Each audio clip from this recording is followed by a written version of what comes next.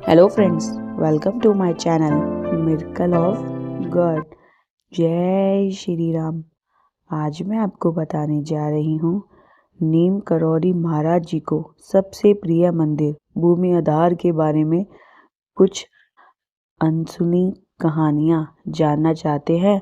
नीम करौरी महाराज जी के चमत्कार की कहानियाँ, तो इस वीडियो को पूरा देखिएगा। पसंद आए तो लाइक करना।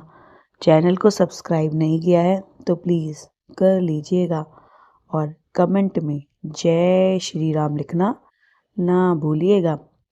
नीम करौरी महाराज जी की आरती करने के लिए नियमित रूप से कुछ माताएं भूमि आधार मंदिर में आया करती थीं।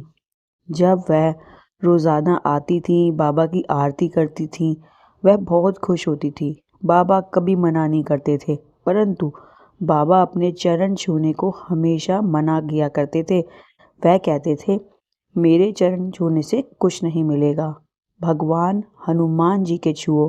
भूमि आधार में हनुमान जी का बहुत सुंदर मंदिर है, वहाँ पर जाकर उनकी सेवा करो। मैं कुछ भी नहीं हूँ। बाबा कभी यह साबित नहीं करने दिया करते थे कि वह भगवान है। वह महान थे। बाबा किसी को अपने पैर नहीं छूने दिया करते थे, परंतु माताएं बहुत खुश होती थीं कि महाराज जी की पूजा करती थीं। एक दिन नीम करौरी महाराज जी भूमि आधार मंदिर से कुछ दूरी पर बैठे हुए थे। तब माताएं उनके पास आने को होती हैं। तब महाराज जी दूर से हाथ हिलाकर मना करते हैं। उनके पास बैठे कानपुर के भक्त बाबा से आग्रह करते हैं कि माताओं को ना रोका जाए, उनको पूजा करने दी जाए, परंतु बाबा जी मना करते हैं। काफ़ी विनती के बाद बाबा जी मान जाते हैं। तब वह औरतें आती हैं। तब वह देखती हैं कि वह माचिस नहीं लाई आरती करने के लिए, जोत लगाने के लिए। तब बाबा जी मुस्कुराते हैं और उनकी जो बाती है, दीपक की बाती, वह अपने हाथ में रख लेते हैं। जो घी से लिपटी हुई बाती अपने हाथ पर रखकर कुछ कहते हैं और वह बाती अपने आप सबके सामने जल जाती है। दीपक जल जाता है। तब सब बाबा जी को प्रणाम करते हैं। बाबा जी कभी भी कोई भी विघ्न आने नहीं देते अपने भक्तों और अपने बीच में। बाबा जी जिसको अपना मान ले वह उसका हाथ कभी नहीं छोड़ते।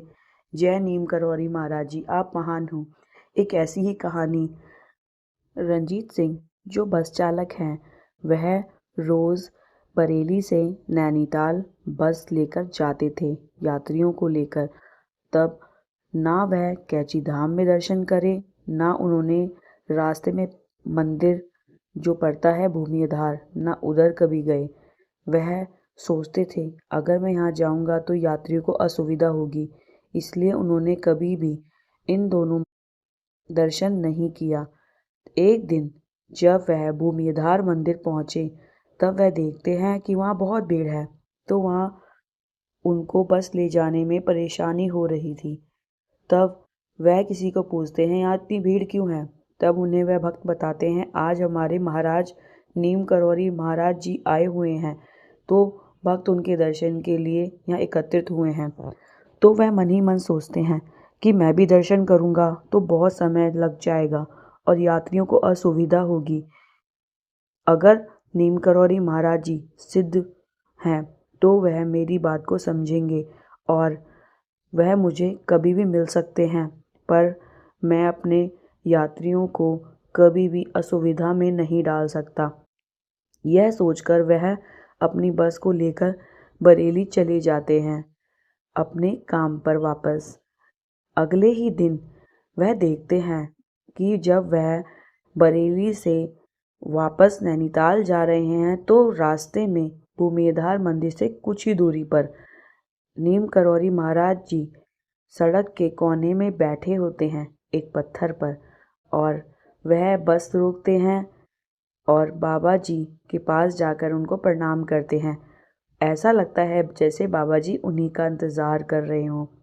बाबा जी पूछते हैं, तुम कहाँ जा रहे हो? वह उत्तर देने ही वाले होते हैं, उससे पहले महाराज जी उनको कहते हैं, अगर कोई तुम्हें सिद्ध पुरुष मिले तो तुम उनकी परीक्षा लो, ना कि उनके दर्शन करो।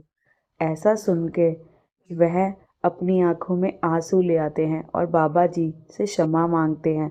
बाबा जी मुस्कुराते हैं और उनको अपनी गले से लगाते हैं।